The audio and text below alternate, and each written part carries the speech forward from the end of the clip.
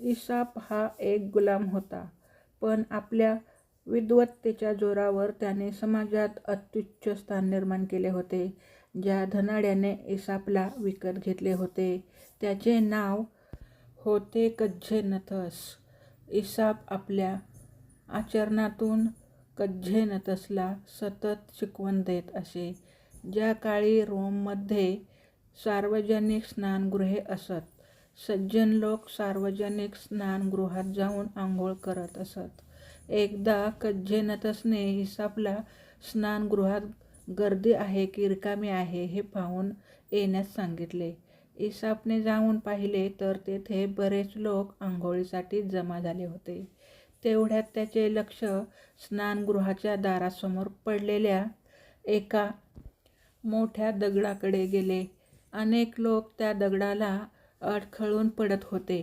दगड रस्त्यात कसा म्हणून शिव्या देत होते. तेवढ्यात एक माणूस आला. तोही त्या दगडाला अडखळून पडला.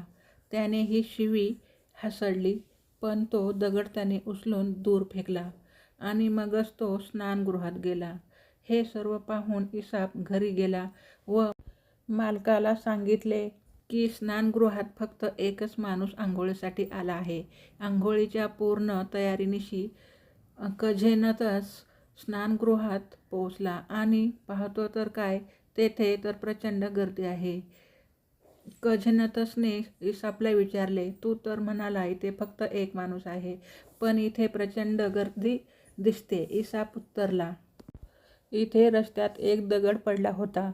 येथे येणारा प्रत्येकजण दगडाला अडखळून पडत होता, शिव्या देत होता, पण दगड उचलून टाकण्याचे शहाणपण फक्त एकाने दाखविले. त्यामुळे फक्त एकच माणूस असल्याचे मी आपणास सांगितले. कज्झेनथस निरुत्तर झाला. तात्पर्य फक्त जीवन असणे ही ओळख नसून जीवनाचा सदुपयोगच तुम्हाला स्वतंत्र ओळख देऊ शकते. आपल्या जीवनाचा इतरांनाही उपयोग व्हावा हेच खरे. तर मित्रमैत्रिणींनो, व्हिडिओ आवडला असेल तर चॅनलला सबस्क्राईब करायला विसरू नका. धन्यवाद.